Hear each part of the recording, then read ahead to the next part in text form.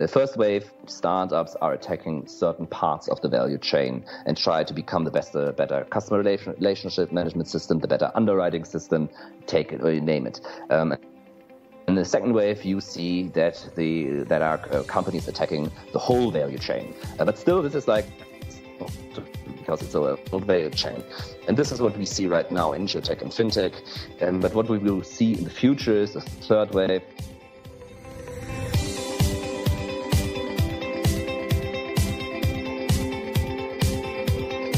Welcome to another episode of Conversations with Dez. I'm your host, Dez Blanchfield, and today I have the pleasure of being joined in the studio by Robin Kiera, aka Digital Scouting. Robin, welcome to the show. Hey, thank you for having me. Oh, it's great. Now, I should just let folks know, in typical style of Conversations with Dez, we've synced up on opposite sides of the planet. You're based in Hamburg in Germany, aren't you? Yes, I'm in rainy Hamburg right now. Rainy Hamburg. Well, I've got to tell you, it's 7 a.m. here in Sydney on Sunday, and I think it's your Saturday, and I'm looking out my window and it's beautiful and sunny. So, Robin, welcome on board. Now, I've been following you for some time. You've popped on the scene as an influencer, and you've really hit the scene with a bang. I've been following your Twitter feed and your blogs and a range of things. Before we get started, could you maybe just give us a couple of minutes and introduce yourself personally and particularly Digital Scouting? Yeah, I'm happy to. So what happened with me, I've been working for over a decade in large corporations and startups, especially doing a lot of process optimization, digital transformation, large project portfolios. And in my free time, I a lot of times put a lot of content on LinkedIn, had discussions, shared topics, and in the end, suddenly somebody calls you an influencer, and things really started there. And it has been a quite adventure over the last 1.5 years, considering that. It is quite a journey, isn't it? I think there are two schools of thought. There's folk who have kind of been out there doing stuff like yourself for some time, and then eventually someone just gives you a call and you get labeled or cornered as an influencer, and then all of a sudden you're on the scene. And then there are other folk who sort of come from more of a sales and marketing background and actually build that and promote that themselves. I've come from more of a practitioner background myself, as I spoke before with you before we hit record, where I've always been a technical person and I've always been in business consulting. And then similar experience where people just pop up and go, oh, you're a thought leader, you're an influencer. How's that been, though? What's that? I mean, you do a lot of consulting in your own right, and you've got your own practice going, which we'll talk about in a second. But what's it been like? What's the change to your life been like when somebody finally labeled you an influencer and all of a sudden you're out in the scene? And what does your wife think of that big impact that you're on the stage all the time? Yeah, well, what she thinks is that I always need, when I say I have a great idea or I get another request or another request, that she says, make sure to see what's in it, and that it really works for you. Maybe one thing to add is that I not only active on social media, but I also write articles. I participate in a lot of conferences, at panels, or as keynote speaker. And what I do, how do I do that, and why is that so successful, is because I call out the elephant in the room, and especially when it comes to the FinTech and InsurTech scene, or banks and finance and insurance, to talk about the things that might happen or that happen, or the look behind the scene.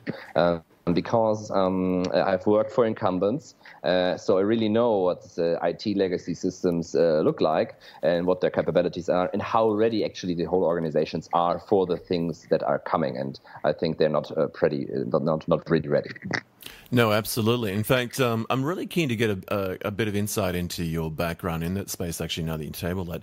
Yeah. Could you maybe just give us a quick walkthrough what the sort of timeline and roadmap looked like for you personally, as in, from the whole process of going from junior school to high school and then into studying and sort of coming to you? How did you even come to be where you are now? What's your sort of background? A lot of people ask me after shows, how did that person become that role? How do they get to that? And we have a lot of young listeners, and certainly listeners at university, and they're always really keen to know, how did Robin Kiera get to the point where you've got digital scouting? What's that background sound like? Well, my first background, and most importantly, I went to high school in Midland, Texas. Had a lovely Carter family as a foreign exchange student. This really was my first intercultural adventure, being 12 months away from home in this very foreign country, very lovely country, and I still love country music. But nevertheless, for a teenager, it was quite a shock. So I went home and did my school in the more urban, more rural area of Castle, which nobody knows, and that's totally okay, only because of the Documenta art exhibition. Then I went studied history. So I'm actually a historian by trade, and everybody's asking me, how does a historian end up being in the tech space? So I very early began, besides my study, to work for a medical technical company, for a family-owned company, and I worked close to the owners, and they really impressed me. They were entrepreneurs. They were the sort of people that give a handshake and that counts. And I have countless experiences where I saw this. So this what was really struck me. And then I finished my studies and worked for them a while. Then I wrote my PhD in history. So again, then I changed companies. I went to Allianz, actually, my first insurance company, and there I worked for the Allianz management program. So I really went out in the field and tried to sell insurances. And what I noticed there was we had like these 18-kilo heavy laptops, these cell phones, from the dark ages. And I was like, guys, digital possibilities, social networks, heard about this LinkedIn and thing and Facebook thing. So I was working a lot with digital tools there and the rest not. And the whole educational system of Allianz didn't either. So I complained a lot and said, guys, we can, conquer the world with this stuff. And then they said, okay, Robin, why don't you go to Munich to the headquarters and do some projects there to push this topic? So I went to Munich in the headquarters and I worked close to the board there. So this was actually my first step then into the insurance scene. And after that, I left Allianz, and the funny thing is my boss asked me in the moment I quit, he said, in which department are you changing? I'm like, I'm not changing departments, I'm leaving. You're leaving. Because it's so unthinkable to leave the corporate world. It is, especially that industry. I think banking and finance people tend to spend a lifetime there, right? They feel like once they've indoctrinated you or you've learnt the ways of the company. Yes. So it's interesting that you've come from a real hands-on practitioner background then, and I like the fact that you mentioned legacy technology. I think it's to me, reading your blogs and your background, you clearly come from a hands-on technical practitioner background, and you've built yourself into having the expertise in business consulting. And you mentioned that you're in the boardroom. That's a very important place to be, because otherwise you don't tend to have any real impact in the business. Now you've got this whole brand around digital scouting, and I think one of the things that a lot of people might ask when they have a look at what you're up to, you do a lot of stuff around blogging and writing, and as you said before we hit record, you do a lot of writing, a lot of blogging, and that's traditionally been sort of where you've driven your thought influence. Since you've hit the scene in sort of the influencer space, quote unquote, doing longer interviews and speaking and whatnot. But I'm really keen to understand just, I guess the question is, what is digital scouting? Maybe give us a bit of a background, because you've got this catch cry of Robin is looking for the next big thing, always looking for you daily in the consulting space. Maybe just give us a quick rundown on specifically what is digital scouting? What do you want people to know about that brand and that name and that company and the consulting that you do? So what I strongly believe in is that around the world, we have great ideas in different industries. We have awesome ideas. We have technological ideas. We have business ideas. We have ideas how we can work together, organizational ideas. But they are scattered around the world. And since I started traveling around it and landing and flying in for a speaking gig and flying out, I always took a lot of impressions and features and product ideas and business ideas and saw what is going on in this country or this culture, only like from a snapshot. And I was always saw that this knowledge can be actually very valuable for other people at other places that don't have these insights. So I took the idea from soccer scouting. How do great soccer clubs do it? They go around in the countryside and they watch the upcoming players, and I actually watch the upcoming tech.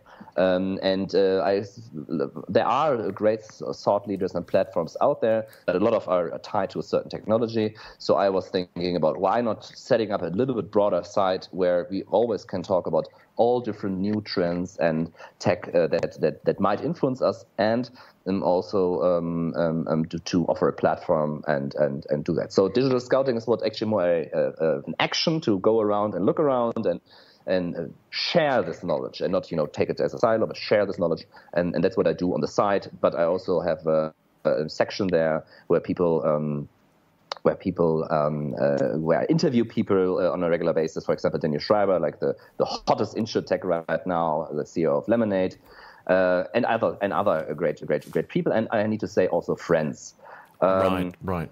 And this led actually to this idea of providing a platform, led to a lot of requests for mentoring for startups, for doing due diligence for startups, for investors, consulting, and on digital transformation. I think what you've done is very clever. It's you're effectively creating a platform where people can get a voice. Indirectly through that process, you're getting access to people that most people wouldn't get access to because they want to have a voice and a platform too. And also you're kind of getting to network and share and converse at peer level with mentors on what's happening, what's new in it. It's a trend I've seen globally, and it's exploded, in my view, in the grand scheme of things. I've got about 35 years of being in business and technology myself, and in the last 6 to 8 years, I've seen this whole thing of use of digital platforms, as you have very cleverly and smartly done, to kind of just create this voice where you can cut right through the whole process. And I'm sure you see it with startups and I'd like to sort of get some insight into that. With startups, they've realized that they don't have to go and spend $1 million on a marketing campaign. With print and digital and TV and radio, they can just create a voice on a digital platform like yours, and they can be social, and all of a sudden they get this cut through. They've got it. They're talking directly to their market.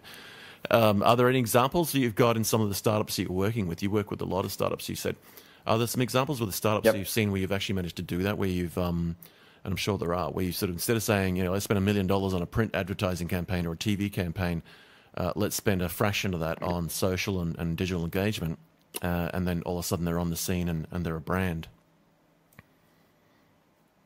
Well, when I work together with startups, it's not like that I say, okay, you guys can come on my page. I mean, this could be a thing, but that's not my service I offer. It's more that I have a look at their pitch deck, that I look at their product prototypes, because I'm a product guy. I build digital products and ecosystems, because besides digital scouting, I actually work for a private bank here in Hamburg and set up a digital ecosystem of products and services. Right. So I consult startups, especially in all their, to do a due diligence. It can be for the investor or for the startups themselves.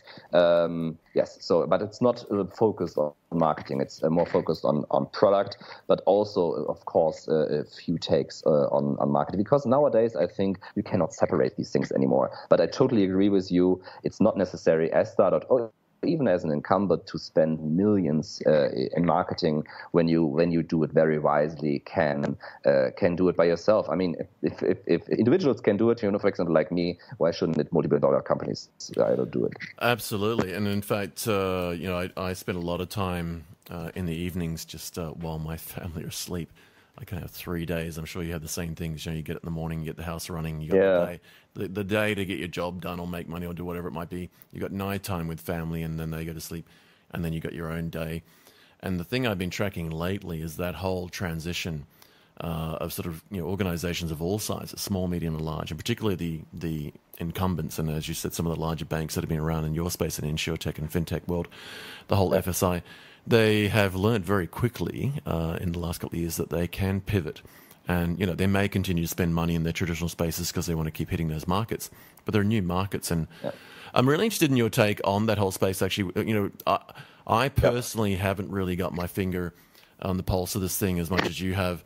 But I've got some very strong opinions and views around this concept of taking something like insurance or finance and just adding the word tech on the end.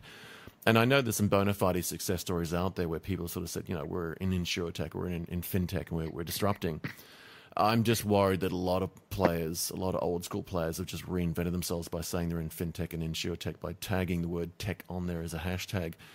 What's your take on that whole spin space? I mean, Do you think there's a genuine, unique proposition and value for organizations who do pivot to sort of focusing on the whole, quote unquote, FinTech, InsurTech, health tech, etc.? Or do you think it's kind of just a way to refocus and bring new attention to it, but it's a lot of the old stuff that we've been doing for a long time, just done better? No, I strongly believe we see different phases. What we've seen right now is was the first phase, or we see that actually in all industries, but in FinTech and InsurTech we've seen it right now. So the first wave, startups are attacking certain parts of the value chain and try to become the better customer relationship management system, the better underwriting system, take it or you name it. In the second wave, you see that that are companies attacking the whole value chain. But still, this is like, because it's a whole value chain. And this is what we see right now in InsurTech and FinTech. But what we will see in the future is a third wave where we see industries merge. In my opinion, it doesn't make sense that we have FinTech and InsurTech. It's a difference. People want that their finances are in order, and they don't want to stress with that. They don't want 27 different company apps, for example, on their phone. So we will see a merge of that, and in the end, it will be go into the life assistance wave. It's my personal opinion. Can be totally wrong. So until the first two steps are the optimization of the existing, and after that, I think that we will see new stuff. But I see also an underlying trend that's totally new. 90% of the data existing today was generated in the last 2 years. So first time in human history, we see an explosion of data in this quantity and quality.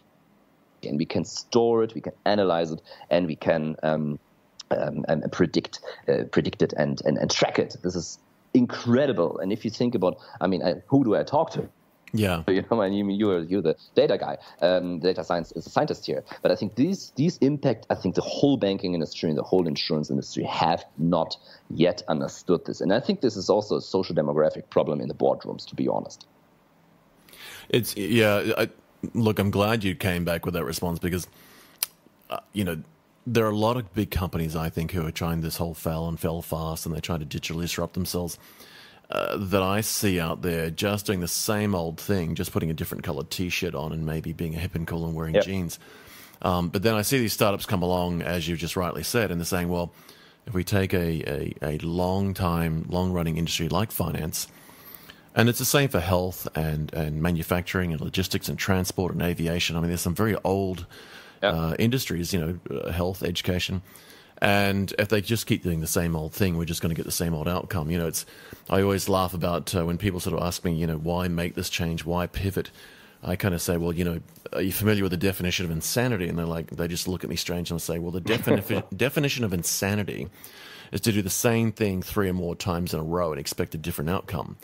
And I think, where we've got bona fide startups or even just initiatives inside companies where they are allowed to do things differently, they are allowed to be agile, and they are allowed to fail fast, they actually finally give themselves a chance to succeed. And I've said this a few times myself, you've probably heard it, but I have this view that where we're at now is a very exhausting time and place, because there are so many just different disruptions. And when looking at your website, for example, you've got some very, very rapid growth key market spaces like blockchain and artificial intelligence and virtual reality / augmented reality. You've got data analytics and robotics and Internet of Things, and and it goes on, machine learning, drones, etc. And each of these are very disruptive. And once upon a time, if you look at the likes of Y2K, something as simple as moving from a two-digit date to a 4-digit date, so that instead of, apostrophe 98, 99, 99, we became 2001, 2002. Yep. Just that simple concept of changing a date in our software disrupted the whole planet in ways that we'd never really conceived before. Now, as you said, we've got data and machine intelligence and blockchain and all these other digital technologies. When we've seen mobile phones and smartphones, look at the way that they impacted the world, and we're still coming to grips with it. I'm of the opinion that most companies are exhausted just coping with the learning and the understanding, just coming to grips with the concepts of what is blockchain, what is AI, what is deep learning, what is machine learning, what are drones. Each of those are very exhaustive things to try and keep up with. So I have this view that we're all sprinting just to keep up with each of these disruptive technologies. The problem I've got, and I'm keen to get your thoughts on this, is a lot of big companies, particularly the FSI space and your world in insurance and banking, they're so large that they are actually impacted by 99% of those things. They've got customers with desire for a better customer experience. They want the whole Kardashian celebrity experience. They want the mobility platform. They want digital banking. They want to be able to pay in blockchain. They want the bank to understand that their customer behavior has changed. They might want a bank in virtual reality, for example. They want to know that data analytics has been applied to their big data underneath their account. They want to know that you've got machine learning in particular that's predictively looking at what they're up to. Now, for any one organization, any one of these things is so disruptive and so impactful that it's hard work. When you put 10 or 20 together, particularly in the space you're in, it's exhausting, right? So I have this visual that I say to people, I think we're all sprinting just to keep up. The problem is that we're sprinting in multiple races all at the same time. Now, I'm really keen to get your thoughts on what that actually means. I mean, for your clients and people you're dealing with, and certainly your peers that you're talking to, do you think it is the case that these things are exhausting and people are just struggling to keep up? It's just really hard work to just keep across and get a basic language and a vocab to even speak about it, let alone adopt it?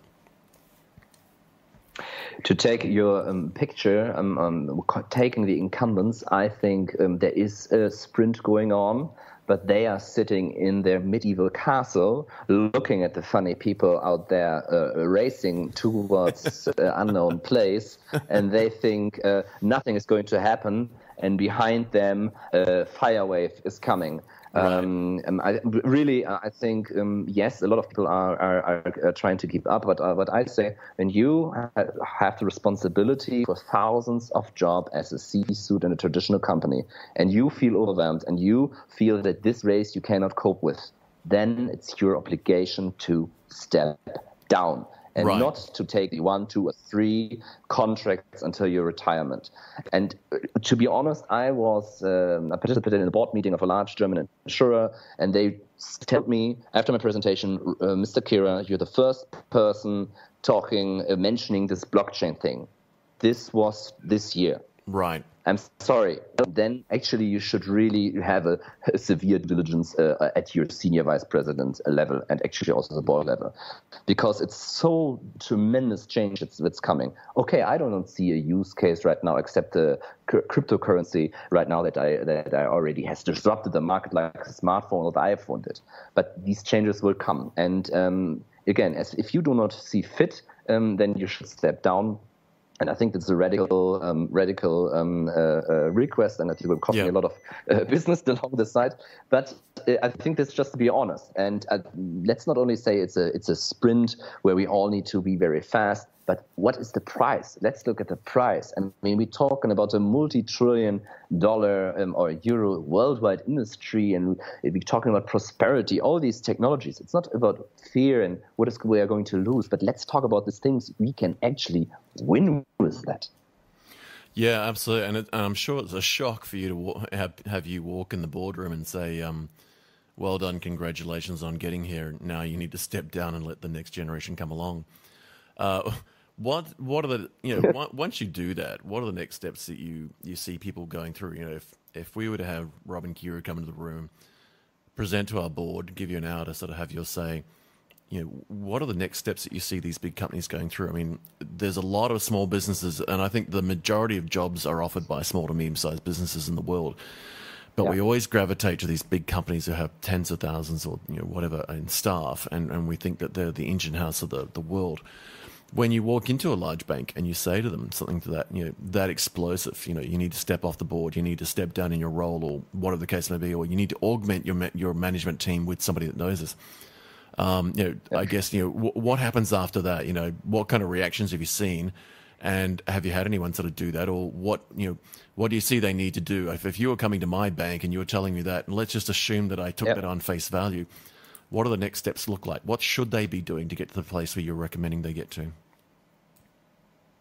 Well, they should follow positive examples. We have seen in the other industries that have been disrupted, for example, the retail industry or the online retail industry, e-commerce, we have seen positive examples. For example, here in Germany, or in Europe, actually, the last man standing against Amazon is the Otto Group, and they are led by their family owned, and the family owners at a certain point saw the danger of Amazon, and they reacted and did all the unpopular things inside the company and changed it radically.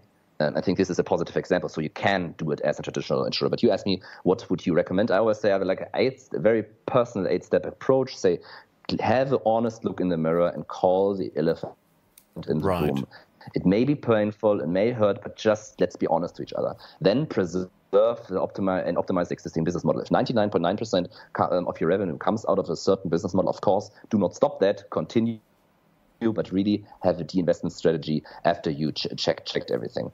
And then there's no alternative in becoming an agile tech company yourself. All most valuable companies in the world are agile tech companies. So, that should be maybe a way to go. And don't wait until your next 5-year portfolio project process starts. Start with simple stuff, just do it, start. And also small and medium-sized business can just start. They don't need to wait for large management consultings, having large budgets, but just start with small things. And what I always say, don't try to sell your customers products, especially in the banking and the insurance industry. We have end of the year, and then we need to sell 1,000 more liability insurance, 1,000 more accident insurances. This is not the way it works anymore. You need to provide solutions to your customers, value.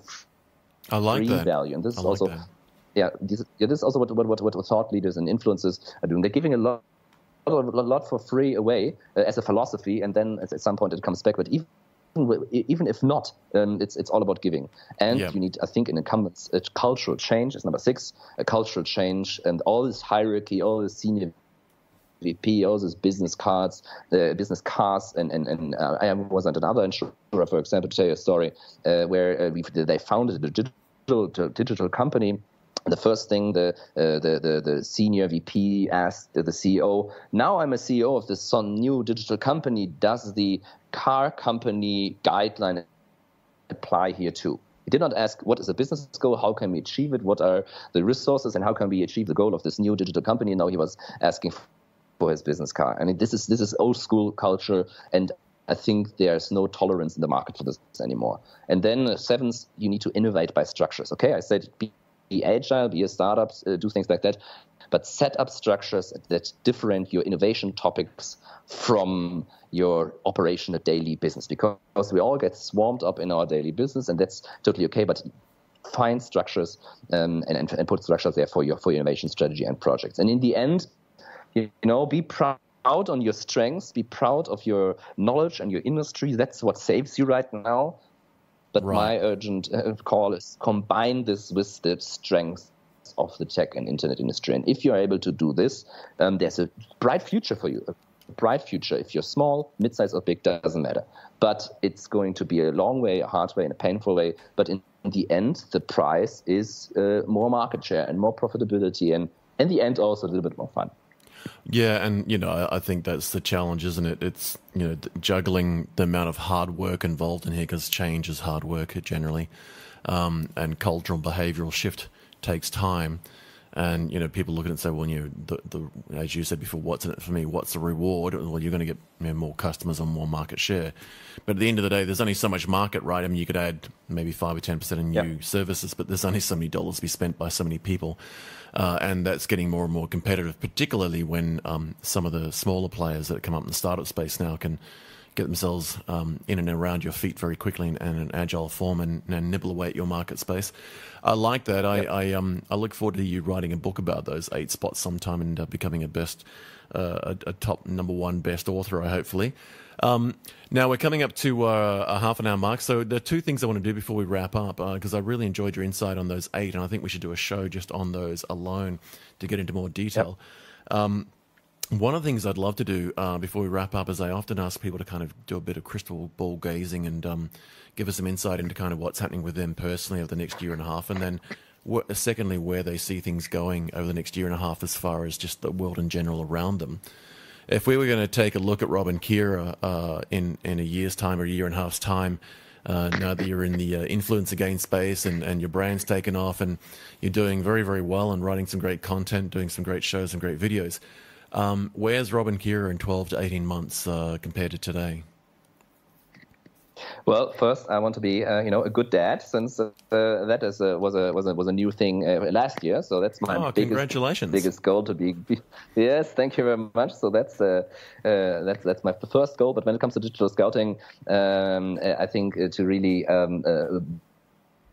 broaden the topics there and to really attract more people there. But I think my criteria of success is: are we able to continue the discussion?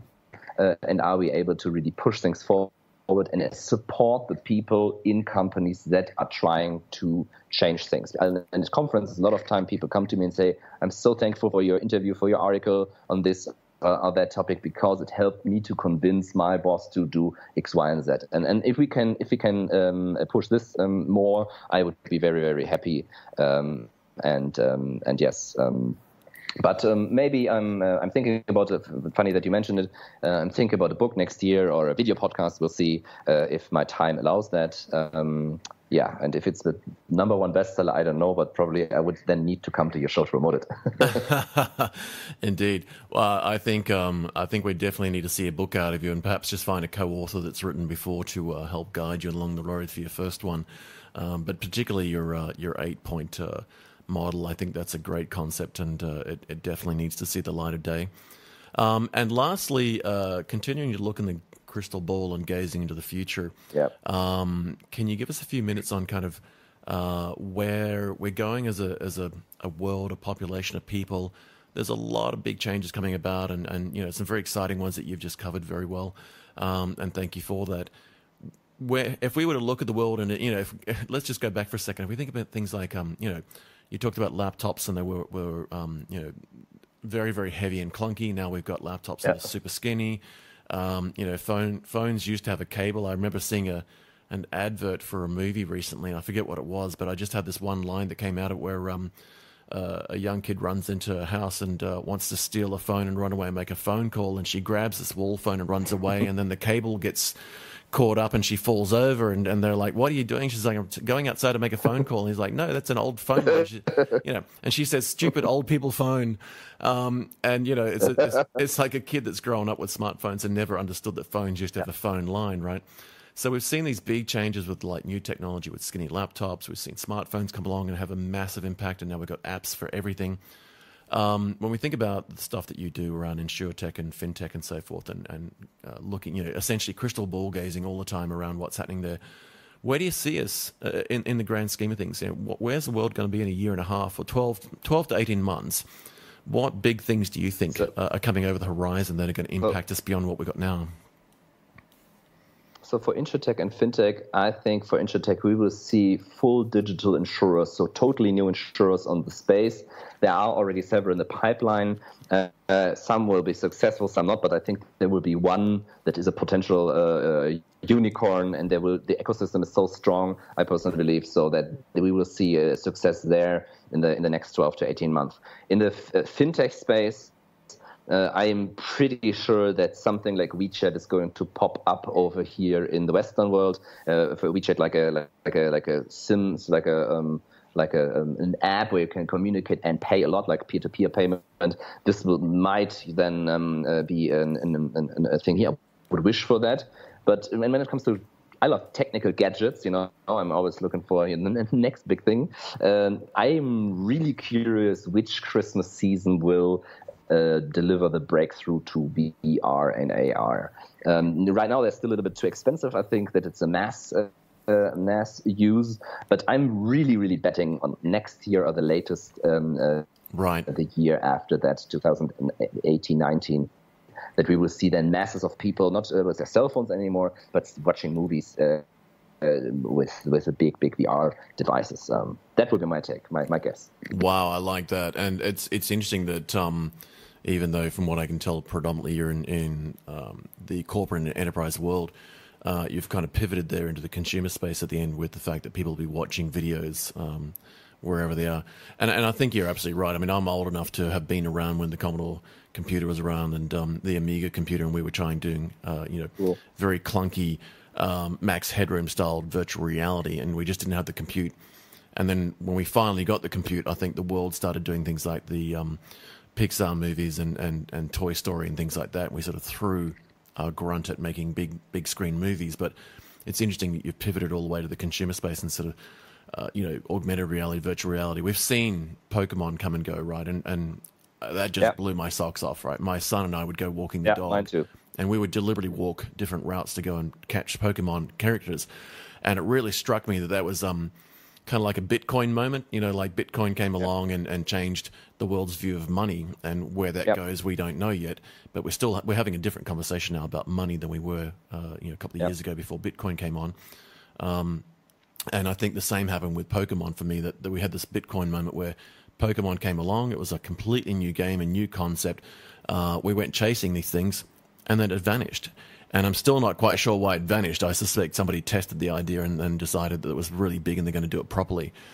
So, Robin, look, hey, thank you so much for the half an hour with you. It's been a great having a conversation with you. Some great insights into you personally, great insights into your digital scouting project and enterprise and the space you're in.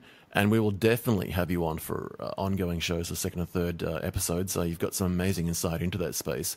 But with that, we might wrap up. Just before we do, though, how do people reach out and connect with you? Maybe just give us some details on your website URL, your LinkedIn and Twitter profile, so people can connect with you and continue the conversation from here, because I assure you that people will listen to this and then decide they want to connect with you if they're not already doing that in social anyway. Where do people find you?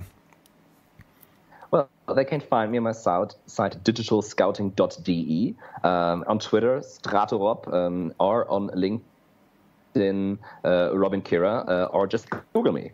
Perfect. You just Google it. Yeah. Actually, I did that just as an experiment. I think everyone should do that occasionally. Just Google yourself. So it's Robin Kiera, Kiera, if you're looking to spell it correctly. Yes, that's it. And digitalscouting.de for Deutschland and Germany. Robin, it's been an absolute pleasure catching up with you. Thank you so much for making your time available this evening. It's been great to spend my morning with you. And I'm really looking forward to seeing where you're going the next 12 to 16 months myself personally, as a big fan and a champion and a follower of yours. Folks, do tune in and catch up with Robin on Twitter and send him a LinkedIn invite and find out what's going. Get him in your boardroom and get him to disrupt what you're up to. Robin, you have a great evening. Thanks so much for your time, and it's been a great show. Thank you very much.